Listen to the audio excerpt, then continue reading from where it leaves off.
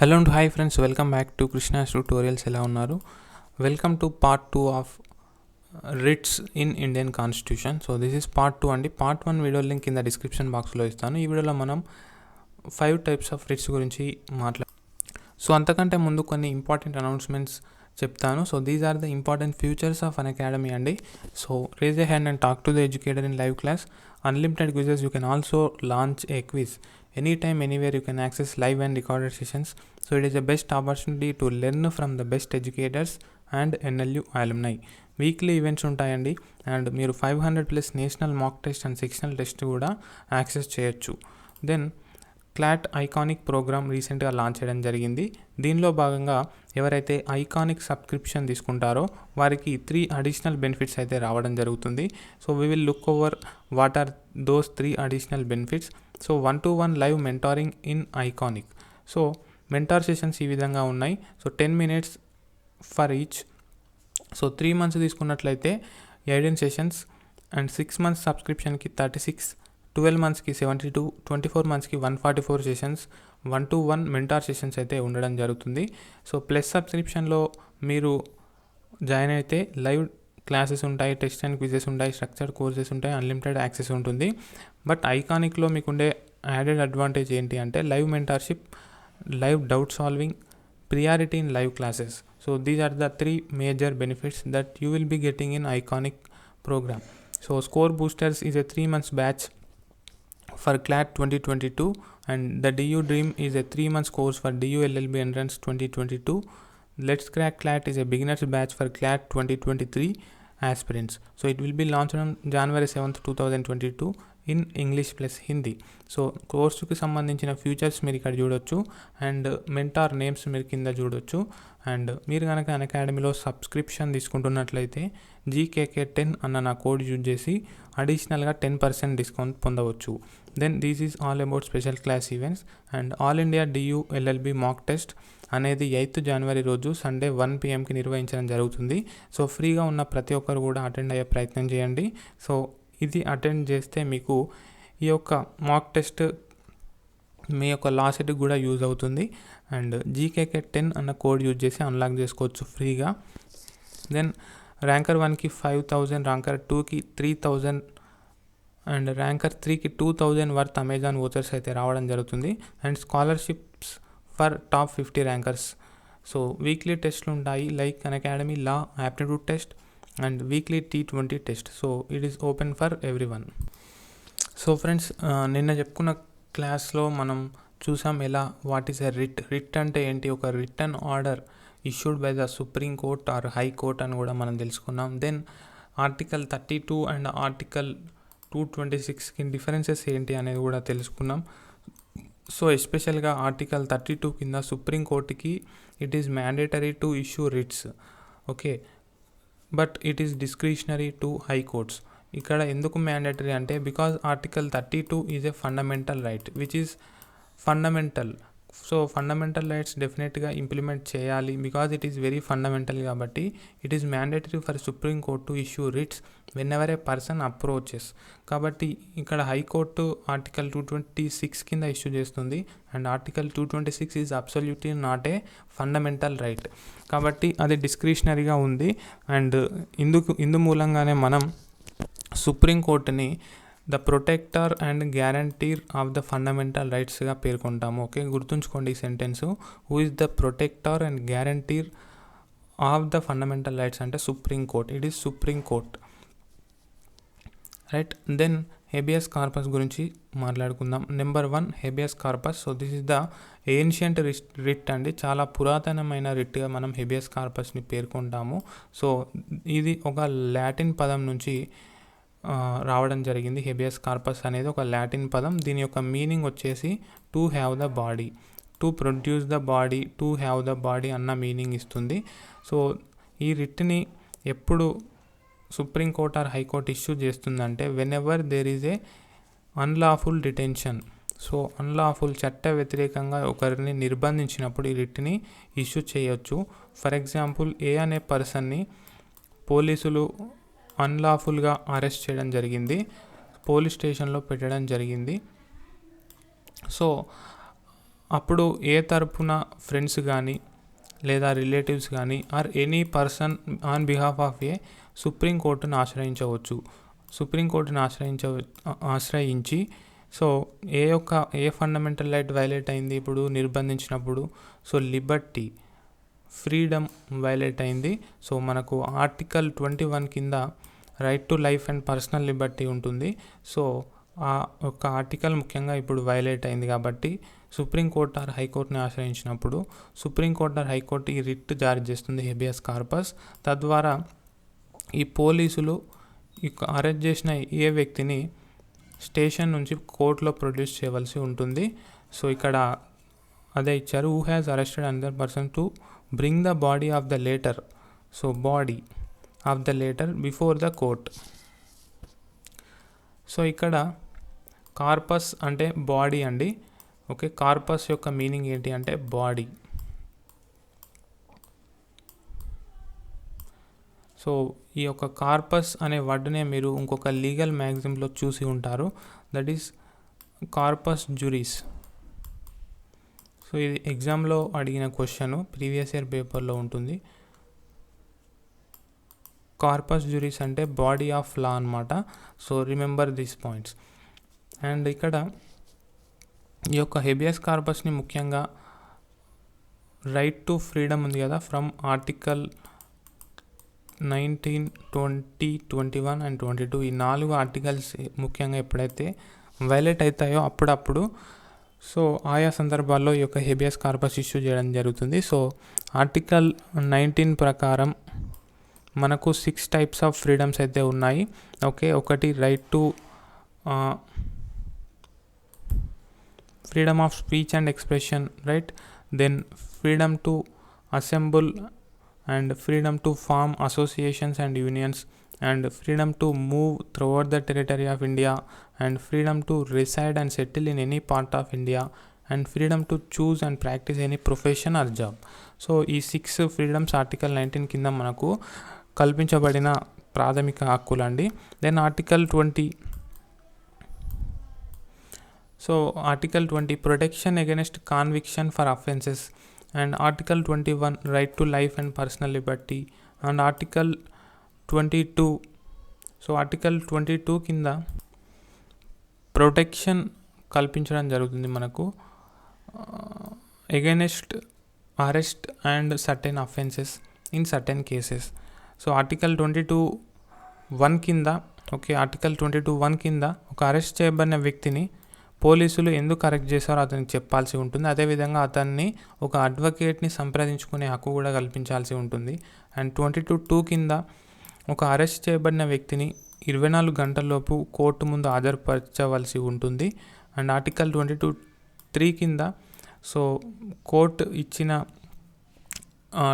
Time కంటే ఎక్కువ సేపు అతన్ని కస్టడీలో ఉంచకూడదు. So these are very interesting rights అండి.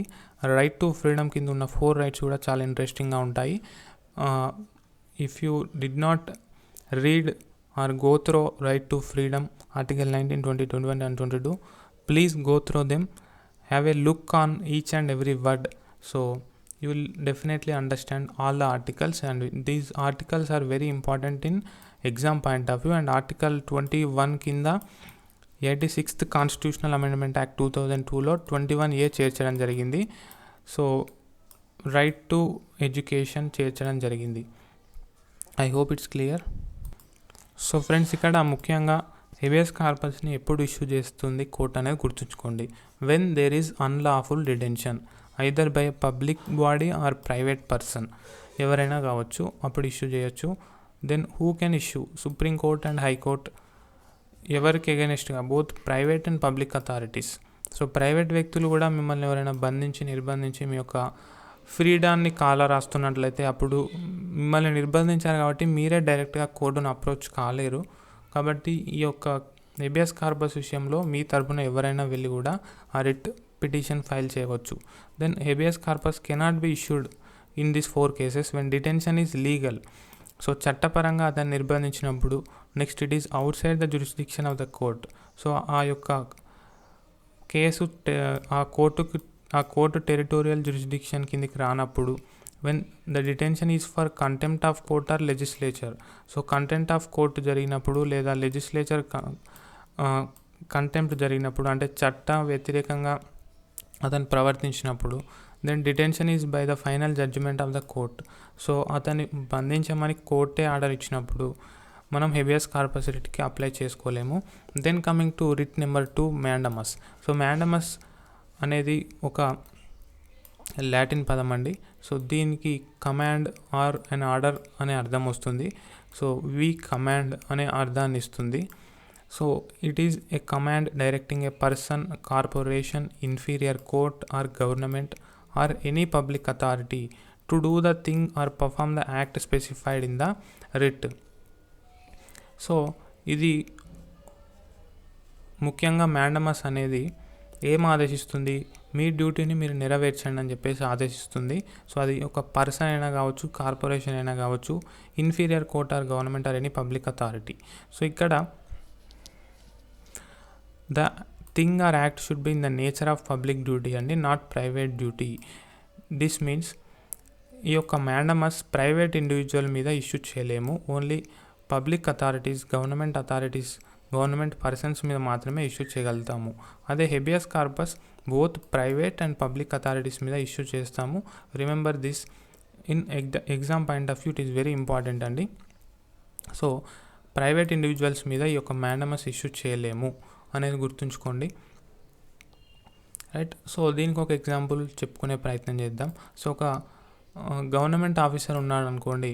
సో అతను తన డ్యూటీ చేయాల్సి ఉంది, రైట్. మీరు ఒక డ్రైవింగ్ లైసెన్స్కి అయితే అప్లై చేశారనుకుందాం, రైట్. సో అప్పుడు అతను ఏదో కారణాలు లేకుండా మీ యొక్క డ్రైవింగ్ లైసెన్స్కి అనుమతి అయితే ఇవ్వట్లేదు, అతని డ్యూటీ అతను సక్రమంగా నెరవేర్చడం లేదు.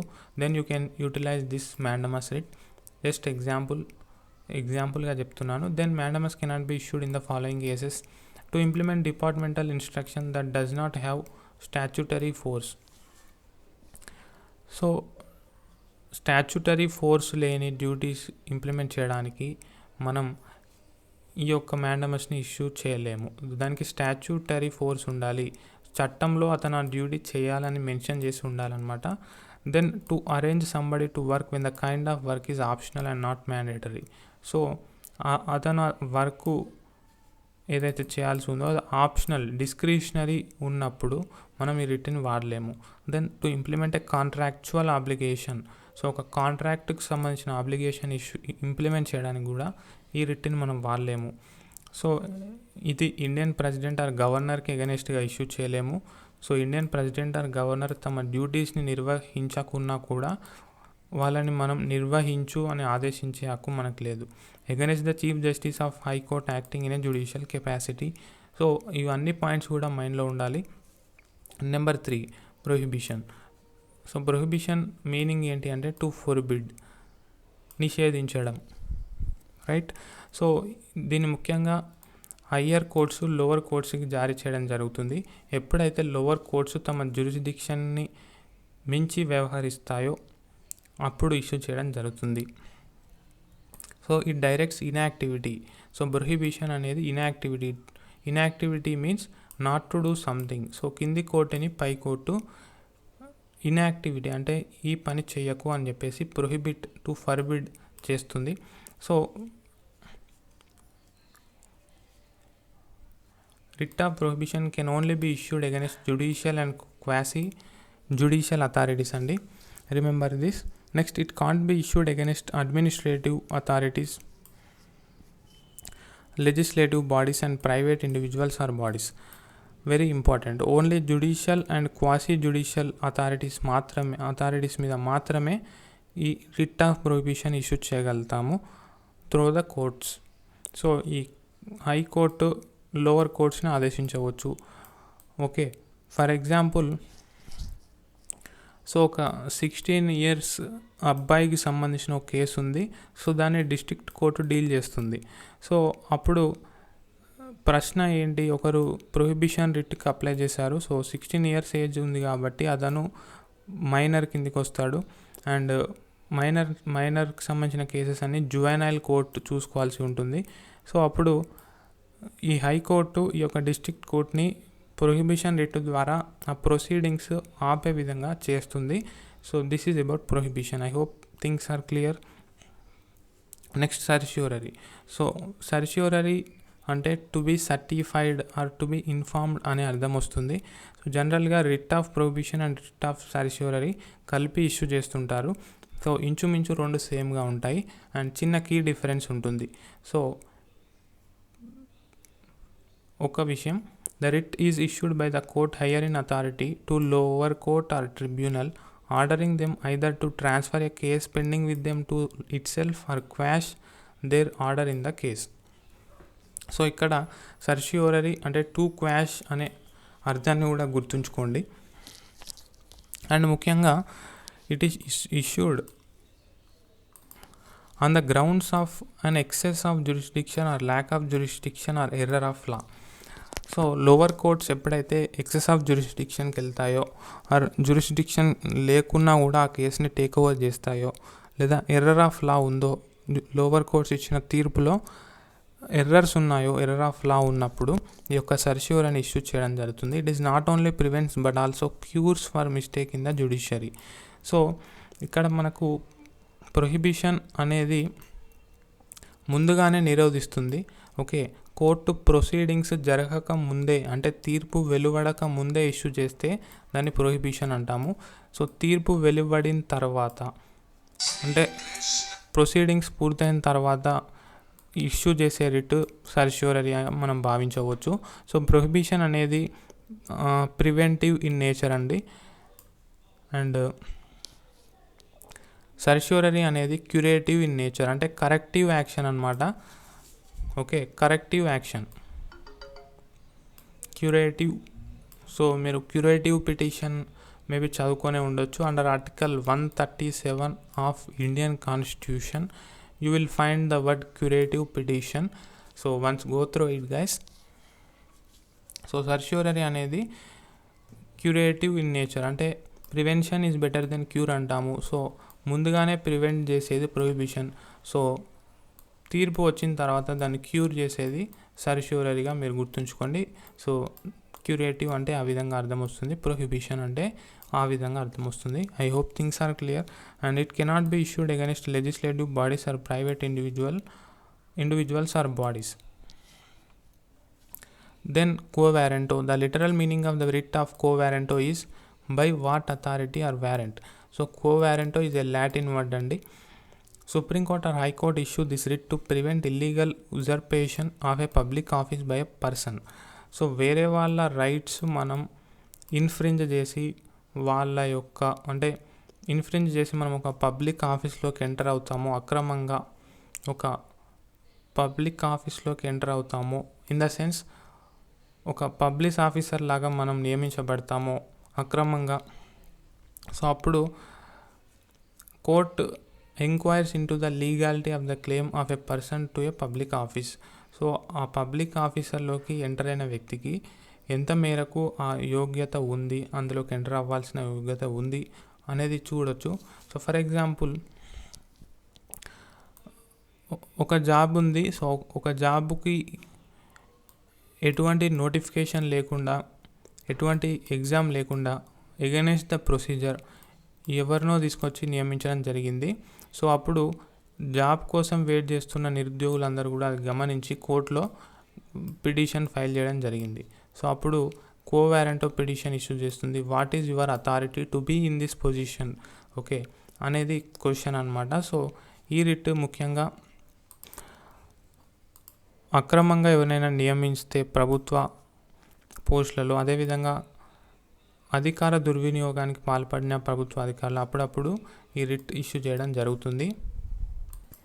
And then quo warranto can be issued only when the substantive public office of a permanent character created by statute or by the constitution is involved. చట్టపరమైన సంస్థ ఇన్వాల్వ్ అయి ఉన్నప్పుడు మాత్రమే ఈ రిట్ జారీ చేస్తారు. It can't be issued against private or ministerial office. So private office మీద, అదేవిధంగా మినిస్టీరియల్ ఆఫీస్ మీద ఈ యొక్క రిట్ని ఇష్యూ చేయలేము. అండ్ అదేవిధంగా ప్రొహిబిషన్కి సర్ష్యూరర్కి డిఫరెన్స్ అయితే మీకు చెప్పాను. ఇంకో విషయం ఏంటంటే ప్రొహిబిషన్ అనేది judicial and quasi judicial authorities మీద ఇష్యూ చేస్తారు. సో సర్ష్యూరరీ కూడా judicial and quasi judicial authorities మీద ఇష్యూ చేస్తారు అండ్ అడ్మినిస్ట్రేటివ్ అథారిటీస్ మీద కూడా ఇష్యూ చేస్తారు. So this is also one more difference between prohibition and సర్ష్యూరరీ.